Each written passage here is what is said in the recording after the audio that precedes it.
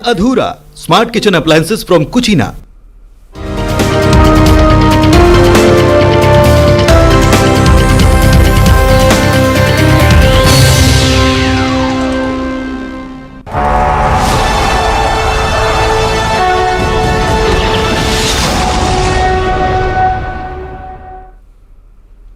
नमस्कार, न्यूज 18 मध्य प्रदेश छत्तीसगढ़ देख रहे हैं आप और मैं हूं आपके साथ अवंतिका श्रीवास्तव। चुनावी महासंग्राम की हम बात कर रहे हैं। शुरुआत चुनावी खबर के साथ ही कर रहे हैं। केंद्रीय गृह मंत्री अमित शाह आज छत्तीसगढ़ के दौरे पर रहेंगे। यहां पर राजनांदगांव में पूर्व मुख्यमंत्री रमन सिंह के नामांकन रैली में वो शामिल होने वाले हैं और साथ ही एक विशाल सभा को भी वो संबोधित करने वाले। अमित शाह की रैली को लेकर यहां बीजेपी कार्यकर्ताओं में, नेताओं में उत्साह है। सुरक्षा के चाक चौबंद इंतजाम भी किए गए प्रशासन की ओर से। ये इंतजाम यहां पर जो व्यवस्थाएं हैं उसके बारे में भी डिटेल आप तक पहुंचाएंगे। आपको बता दें कि अमित शाह 4 उम्मीदवारों के नामांकन कार्यक्रम में शामिल होने के लिए जा रहे हैं वंतिका। और ये जो आज का कार्यक्रम है, ये भारतीय जनता पार्टी ने अपनी जो कार्यक्रम का नाम रखा है उससे ही अपने इरादों को जाहिर कर दिया कि इस एग्रेशन के साथ वो जा रहे हैं। वो भी आपको बताएंगे। फिलहाल आपको बता दें कि राजनांदगांव सीट रमन सिंह और डोंगरगढ़ विधानसभा विनोद खांडेकर, डोंगरगांव विधानसभा से भरत वर्मा और खुज्जी विधानसभा से गीता घासी साहू, ये सभी चारों जो उम्मीदवार हैं आज अपना नॉमिनेशन फाइल करेंगे। अमित शाह के दौरे को लेकर भारतीय जनता पार्टी की जो कार्यकर्ता हैं पूरी तैयारियों में जुटे हैं। प्रदेश भारतीय जनता पार्टी के वरिष्ठ नेताओं का जमावड़ा यहां पर होने लगा है और जिसमें कई राष्ट्रीय नेता और प्रदेश स्तर के नेता भी शामिल होंगे। और आज के कार्यक्रम की अगर बात करें जिसमें अमित शाह शामिल होने वाले हैं, परिवर्तन संकल्प महासभा ये कार्यक्रम का नाम दिया गया। उससे ही एग्रेशन पता चलता है कि पार्टी किस स्तर पर लेकर जा रही है। और प्रदेश बीजेपी के अध्यक्ष अरुण साव, राष्ट्रीय उपाध्यक्ष सरोज पांडे, क्षेत्रीय सांसद संतोष पांडे भी मौजूद रहेंगे। और आज के कार्यक्रम में अच्छी खासी तादाद में यहां पर लोगों के जुटने की संभावना जताई जा रही है। और आज 4 बड़े नेताओं का नामांकन है जिसमें अवंतिका सबसे जो महत्वपूर्ण और बड़ा चेहरा है वो है खुद रमन सिंह। बिल्कुल बिल्कुल, रमन सिंह को लेकर जिस तरह की अटकलें चल रही थी, खास बात यह है कि आज केंद्रीय मंत्री भी यहां पर पहुंच रहे हैं। इसके साथ साथ शक्ति प्रदर्शन की भी कोशिश होगी। राजनांदगांव सीट जिस पर लगातार नजरें बनाए हुए थे, रमन सिंह के टिकट मिलने से लेकर आज तक की इस महासभा में कार्यकर्ताओं में जितना जोश हमने देखा है, निश्चित तौर पर इस कार्यक्रम को भी पूरी सफलता के साथ जमीन पर उतारने की कोशिश पार्टी के कार्यकर्ता आज कर सकते हैं। क्योंकि चुनावी प्रचार शुरू हो चुका है तो केंद्रीय मंत्रियों का भी पहुंचना लगातार जारी। केंद्रीय गृह मंत्री आज पहुंच रहे हैं। 4 अलग अलग विधानसभा सीटें जहां पर शक्ति प्रदर्शन की कोशिश होगी, नामांकन की प्रक्रिया चलेगी। लेकिन बहुत महत्वपूर्ण होता है कि आप कार्यकर्ताओं के उत्साह को अभी से भांप लें। यही वो समय होता है जब समर्थन पूरी तरह से देने की कोशिश कार्यकर्ता करते भी हैं और पार्टी को सशक्त बनाने का प्रयास जमीनी स्तर पर दिखता है। तो रमन सिंह का आज नॉमिनेशन है और इस नॉमिनेशन में खुद अमित शाह मौजूद रहेंगे और एक शक्ति प्रदर्शन के माध्यम से यहां लोगों को ये दिखाने का प्रयास होगा कि किस तरह से यहां की जनता सपोर्ट कर रही है रमन सिंह को। और हमारे सहयोगी युगल तिवारी इस वक्त हमारे साथ मौजूद हैं, उनसे बात करेंगे और उनके पास चलते हैं। युगल, क्या डिटेल्स मिल पा रही हैं आज के कार्यक्रम को लेकर? देखिए आशीष, सबसे पहले मैं मंच को दिखाऊंगा। यहीं से एक महती सभा को जो अमित शाह संबोधित करेंगे और बड़ी बात यही है कि ये चुनावी आगाज कहा जा सकता है। इसके बाद यहां से पूरी जो चुनाव है वो पूरी सभा पर रहेंगी और यहां से जो राजनांदगांव से 4 बीजेपी के जो उम्मीदवार हैं वो नामांकन भरेंगे और पूरी तैयारियां कर ली गई है। राजनांदगांव से डॉक्टर रमन सिंह हैं, वो आज नामांकन दाखिल करेंगे और इसके बाद डोंगरगढ़ से विधानसभा से विनोद जो खांडेकर है वो करेंगे। डोंगरगांव से विधानसभा से जो भरत वर्मा है और खुज्जी से जो गीता घासी साहू है वो नामांकन दाखिल करेंगे और पूरी तैयारी की गई है। अब देखिए हर मंच पे आशीष आपको दिखेगा और नहीं सहीबो बदल के रहिबे।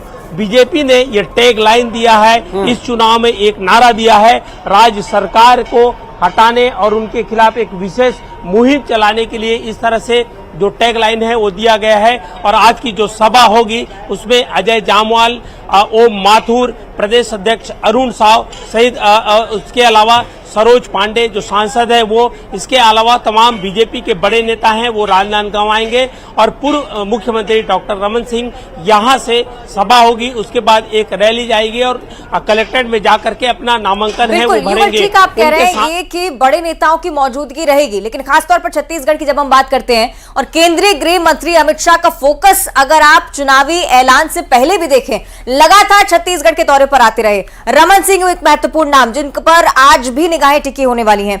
कौन कौन से बड़े नेता शामिल होने वाले ये भी जानकारी दीजिएगा और मिनट टू मिनट कार्यक्रम क्या रहेगा इस पर भी चर्चा।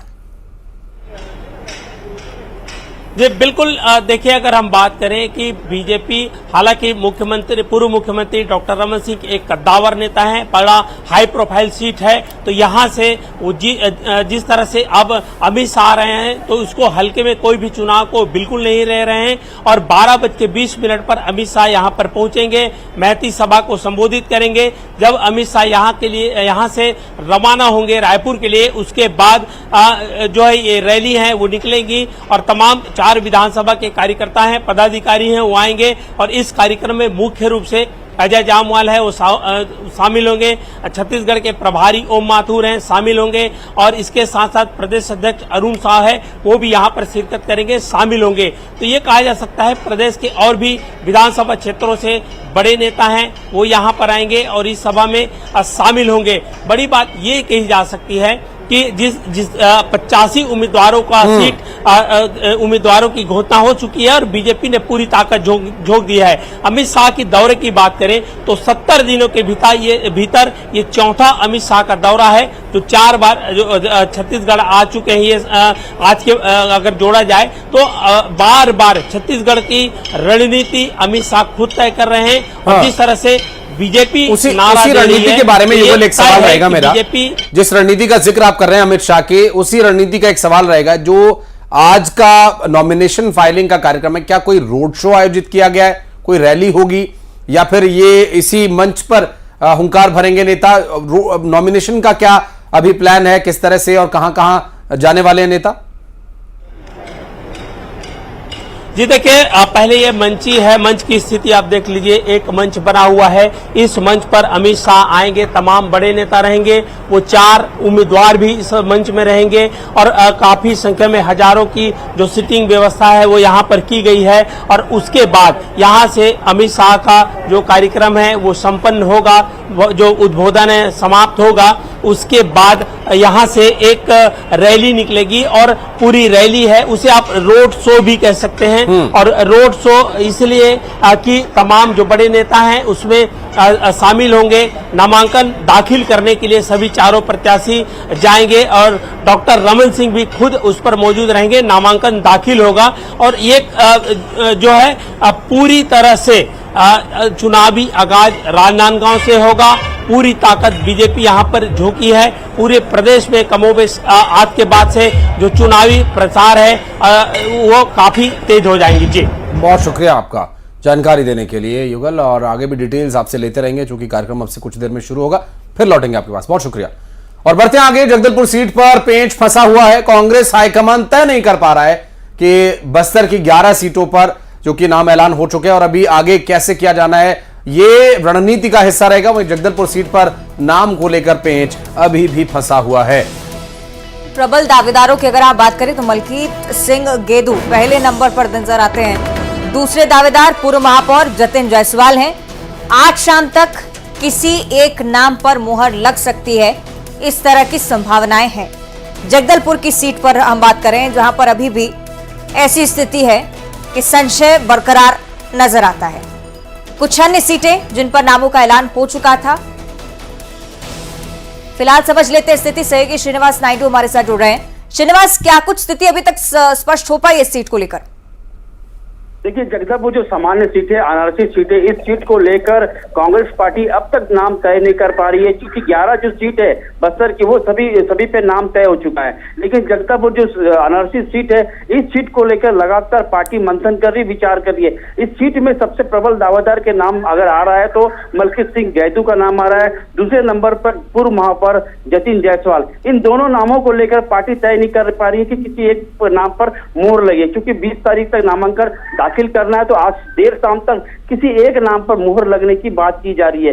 जगदलपुर विधानसभा चूंकि अनारक्षित सीट है और इस विधानसभा को जो जीत लिया तो बस्तर के बाकी 11 सीटों में प्रभाव डालता है, क्योंकि यहाँ के प्रत्याशी भी काफी अहम होता है। तो इसलिए इस सीट पर को लेकर पार्टी किसी भी प्रकार का चूक करना नहीं चाहती है और किसी एक नाम को लेकर तय करी। और बताया जा रहा है कि मल्की सिंह जो गैदू है उस पर 80% नाम तय हो चुका है और 20% बात करें तो जतिन जायसवाल के नाम पर मोहर लगा है, लेकिन दोनों में किसी एक का नाम पर आज शाम तक क्लियर हो जाएगा। पार्टी की तरफ से क्या इस पर कोई इशारा दिया जा रहा है? चूंकि जिस तरह से अब तक लोगों के टिकट कटे हैं, काफी नाराज नेता बैठे हैं, इनमें से कौन एक नाराज नेता होने वाला है? देखिए, नाराजगी की बात करो तो पूर्व ब्लॉक अध्यक्ष है, जिला पंचायत सदस्य टीवी रवि, ये भी दावेदार के नाम पे थे। इनका नाम पैनल से हटा दिया गया क्योंकि 1191 पंचायत के जनप्रतिनिधि जिसमें सरपंच, उप सरपंच, ये सभी निर्दलीय प्रत्याशी जो टीवी रवि के समर्थन में उतर चुके हैं। टीवी रवि कांग्रेस के समीकरण बिगाड़ने में बड़ा रोल अदा कर सकते हैं। टीवी रवि का नाम कांग्रेस पार्टी में पैनल में था, लेकिन उनका नाम हट चुका है। रही बात सिटिंग एमएलए की, तो उनका नाम भी दावेदार में था, उनका नाम भी हट चुका है। पूर्व इंद्रावती प्राधिकरण के जो उपाध्यक्ष है राजू शर्मा, ये भी दौड़ में शामिल थे, तो इनका नाम भी फिलहाल कट चुका है। तो ये थोड़ा समय, उम्मीद है कि थोड़ा समय लगेगा श्रीनिवास अभी ये क्लियर होने में। आप नजर बनाए रखिए। बहुत बहुत शुक्रिया फिलहाल आपका। और चुनावी खबरों पर चर्चा हम लगातार करें, बात सीएम भूपेश बघेल भी कर लेते हैं, जहां आज डोंगरगढ़ को लेकर कार्यक्रम साझा किया गया। मुख्यमंत्री भूपेश बघेल राजनांदगांव दौरा उनका, डोंगरगढ़ में मां बमलेश्वरी देवी के दर्शन करने वाले हैं। दोपहर करीब 1:30 बजे सीएम डोंगरगढ़ पहुंचेंगे और देर शाम दिल्ली के लिए रवाना होंगे मुख्यमंत्री भूपेश बघेल। और दिल्ली में चूंकि विचार चर्चा लगातार जारी है, केंद्रीय नेतृत्व से जो आदेश आ रहे हैं छत्तीसगढ़ में, अवंतिका उन्हें लागू किया जा रहा है। हाल में जो लिस्ट जारी हुई एक दिन पहले ही, उस लिस्ट में जो नाम घोषित किए गए उससे भी देखकर अंदाजा हम लगा सकते हैं, क्योंकि पहले ही केंद्रीय नेतृत्व की तरफ से ये स्पष्ट कर दिया गया था कि कुछ सिटिंग एमएलए के टिकट काटे जाएंगे। और आज भी मुख्यमंत्री दिल्ली जाने वाले हैं, उससे पहले मां बमलेश्वरी के दरबार में नतमस्तक होने के लिए पहुंचेंगे। चूंकि आज नवरात्रि का दूसरा दिन है, मां ब्रह्मचारिणी स्वरूप की आराधना भक्त कर रहे हैं। और ऐसे में जब से अवंतिका ये इलेक्शन का जो पूरा कैंपेनिंग शुरू हुआ है और जब नवरात्रि आप 2 दिन से दूसरा दिन आज है, ज्यादातर नेता माता के दरबार में पहुंच रहे हैं, नमन कर रहे हैं और अपनी जीत की कामना कर रहे हैं। बढ़ते आगे, प्रदेश के पूर्व मुख्यमंत्री रमन सिंह ने एक बार फिर मुख्यमंत्री भूपेश बघेल पर निशाना साधते हुए कहा, श्रेय लेने की संस्कृति तो आप में बखूबी अपना ली दाऊ, चाहे पीएम आवास हो या फिर आयुष्मान योजना, हर जगह श्रेय लेने की होड़ मची हुई है और इसमें आप हैं, और यही कांग्रेसी संस्कृति भी है। पूर्व मुख्यमंत्री रमन सिंह की तरफ से ट्वीट, जो तस्वीरों के जरिए हम आपको लगातार दिखा रहे हैं। चुनावी साल भी, चुनाव का मौका भी, और इस बीच श्रेय लेने की होड़ भी नजर आती हुई। तो श्रेय लेने की संस्कृति अपना ली है आपने दाऊ, और ये पलटवार मुख्यमंत्री भूपेश बघेल की तरफ से।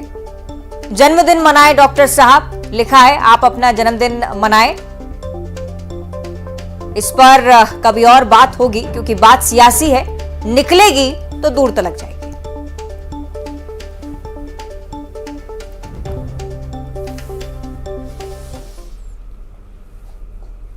और बढ़ते आगे, बीजेपी के वरिष्ठ नेता और पूर्व मंत्री गणेश राम भगत के समर्थक जशपुर विधानसभा क्षेत्र से पार्टी के उम्मीदवार को बदलने की मांग को लेकर रायपुर में पार्टी के प्रदेश कार्यालय के बाहर धरना दे रहे हैं। पूर्व मंत्री गणेश राम भगत के समर्थकों का कहना है कि रायमुनि भगत को टिकट दिया गया वो गलत है, उनसे टिकट वापस लेकर गणेश राम भगत को दिया जाना चाहिए। तस्वीरें आप देखिए, बीते दिनों से गणेश राम भगत के समर्थक ढोल नगाड़ों के साथ बीजेपी दफ्तर के बाहर धरने पर बैठे हुए हैं, टिकट बदलने की मांग पर अड़े हुए हैं।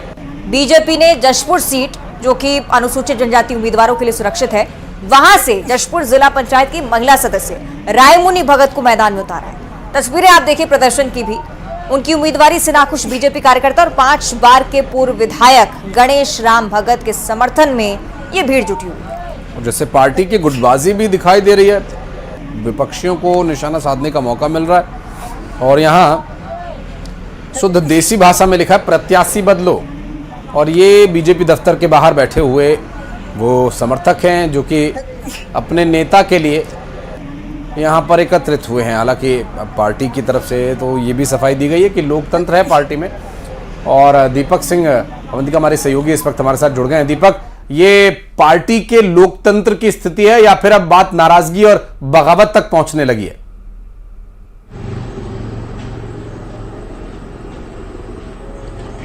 जी आशीष, मैं आपको बताऊं कि ये जो भीड़ जो दिख रही है ये जशपुर जिले के जनजातीय समाज की है और जो गणेश राम भगत के समर्थक हैं वो 14 अक्टूबर से जो है रायपुर के भाजपा कार्यालय के बैठे हुए हैं और इनकी मांग है कि जो गणेश राम भगत हैं जनजातीय सुरक्षा मंच के राष्ट्रीय संयोजक रहे हैं, डिजिस्टिंग आंदोलन जो है देश भर में चलाया गया है और इन्हीं के नेतृत्व में चलाया गया है। जशपुर में जो है बॉक्साइट के विरोध में इन्होंने काफी कुछ काम किया है, तो इनको जशपुर विधानसभा से टिकट देना चाहिए। फिलहाल जशपुर से जिला पंचायत अध्यक्ष रायमुनि भगत को टिकट दिया गया है, लेकिन जो गणेश राम भगत के समर्थक हैं और जनजातीय सुरक्षा मंच के जो कार्यकर्ता हैं, आदिवासी हैं, वो इस बात का विरोध कर रहे हैं और अपनी इसी मांग को लेकर वो 14 तारीख से लगातार जो है रायपुर के भाजपा कार्यालय के सामने बैठे हुए हैं। उनकी मांग है कि उन्होंने एक आवेदन तैयार किया है और वो जो है भाजपा प्रदेश अध्यक्ष को अपना आवेदन देना चाहते हैं, लेकिन अभी तक उनसे कोई भी बड़ा नेता मिलने के लिए नहीं पहुंचा है। जो है ब्रिजमोहन अग्रवाल पहुंचे थे। चलिए, देखने वाली स्थिति है दीपक के आगे पार्टी इस पर क्या कुछ फैसला लेती है। बहुत शुक्रिया फिलहाल आपका ये जानकारी साझा करने के लिए। और अब बात करेंगे बिलासपुर की, जहां चेकिंग के दौरान एक वाहन से 93 लाख के गोल्ड और ज्वेलरी बरामद की गई है। एक दिन पहले कोतवाली में एक व्यक्ति के पास से 5,61,000 रुपए बरामद किए गए। पुलिस मामले की जांच लगातार कर रही है। निर्वाचन आयोग के निर्देश के बाद आईजी रेंज बिलासपुर अजय यादव और पुलिस अधीक्षक संतोष सिंह के निर्देश पर जिले के अलग अलग थाना क्षेत्रों के 14 स्थानों पर चेकिंग अभियान चलाए जा रहे हैं। दरअसल इन जगहों पर सिविल लाइन थाना प्रभारी के द्वारा ये एक्शन लिया गया और सिविल लाइन थाना प्रभारी प्रदीप आर्य के नेतृत्व में देवकी नंदन चौक में चेकिंग पॉइंट्स पर जांच के दौरान एक निजी वाहन से 93 लाख रुपए मूल्य के सोने और अन्य आभूषण मिले और इसके संबंध में मौके पर कोई भी वैध दस्तावेज पेश न कर पाने पर इन्हें जब्त कर लिया गया है। चुनाव आयोग की प्रेस कॉन्फ्रेंस में हमारे दर्शकों को याद होगा, स्पष्ट निर्देश दिए गए थे कि इस तरह की कोई भी न तो कैश ट्रांजैक्शन जो कैश में हो रही है या कोई आभूषण या कोई उपहार, इस तरह का कोई भी काम अब नहीं होगा। प्रशासन ने पूरी सख्तियां बरत दी है और चुनाव आयोग के द्वारा इस पर अब नजर रखी जा रही है और उसी निर्देश पर पुलिस लगातार एक्टिव है।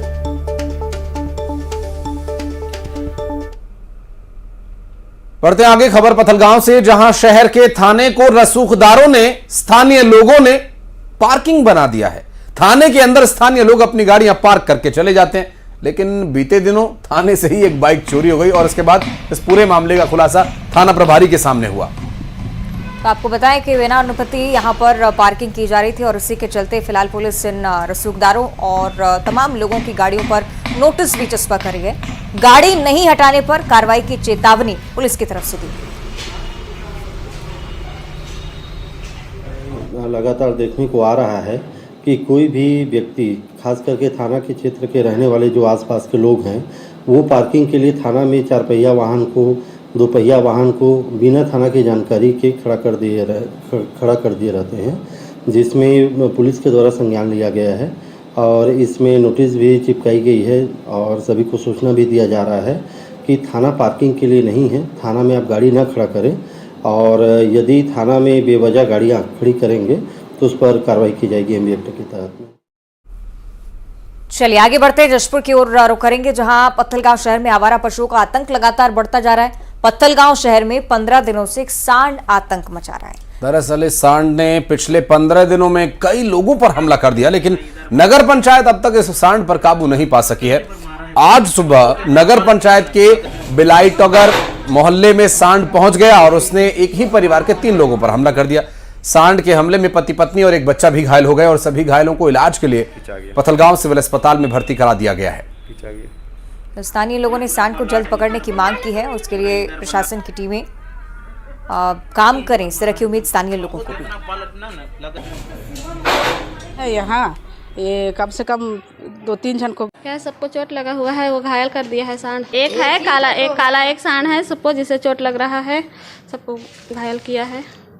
मेरी बहन, मेरे जीजा को लगा है, मेरे को लगा है, बस्ती में और भी लोग हैं, उन लोगों को भी लगा है। बेटी को मारा है, मेरा दामाद को, मेरा 2 ठो और बच्चे लोगों को। बगल में हम मौलाना साहब रहते हैं, उसका बीबी आई बचाने, उसको भी लगा, सब कोई को घायल कर दिया है। 1 हफ्ता से हम लोग को परेशान कर रहा है, हम लोग पागल हो गए हैं। वहाँ बच्चे लोग इतना है बस्ती में, उसको कुछ कार्रवाई कीजिए। और बढ़ते आगे, शारदीय नवरात्रि का आज दूसरा दिन है और आज मां के दूसरे स्वरूप यानी मां ब्रह्मचारिणी की पूजा अर्चना हो रही है। तो मां ब्रह्मचारिणी को ज्ञान, तपस्या और वैरागी की देवी कहा जाता है। इनकी साधना और उपासना से जीवन की हर समस्या, हर संकट दूर हो सकते हैं। विद्यार्थियों के लिए मां ब्रह्मचारिणी की पूजा बहुत फलदायी भी मानी जाती है। मंदिरों में मां भगवती की पूजा के लिए विशेष इंतजाम आज किए गए हैं। साथ ही बड़ी संख्या में श्रद्धालु दर्शन करने के लिए मां के दरबार में पहुंच रहे हैं।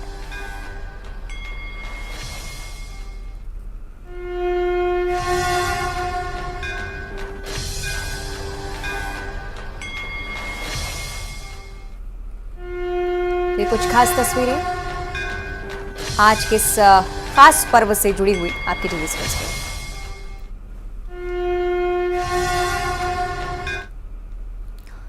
और बस्तर का विश्व प्रसिद्ध दशहरा देखने के लिए नवरात्र में लोग दूर दूर से आने लगे हैं। भक्तों की भारी भीड़ यहां पर लगी हुई है और इसी को देखते हुए प्रशासन ने सुरक्षा के पुख्ता इंतजाम किए हैं। पुलिस बल की अतिरिक्त तैनाती की गई है। आचार संहिता के चलते पुलिस पहले से ही काफी सतर्क रही है और जिला प्रशासन ने भी लोगों से ये अपील की है कि वो पर्व को शांतिपूर्ण तरीके से मनाएं। आचार संहिता का किसी भी तरह से उल्लंघन ना हो, नियमों का पालन करें। चुनाव के चलते जिले में पहले से ही धारा 144 लागू है। अब ऐसे में मां के दर्शन करने के लिए आने वाले लोगों को विशेष सतर्कता बरतनी होगी, क्योंकि प्रशासन की यह अपील है कि कहीं भी किसी भी तरीके से आचार संहिता का उल्लंघन न होने पाए।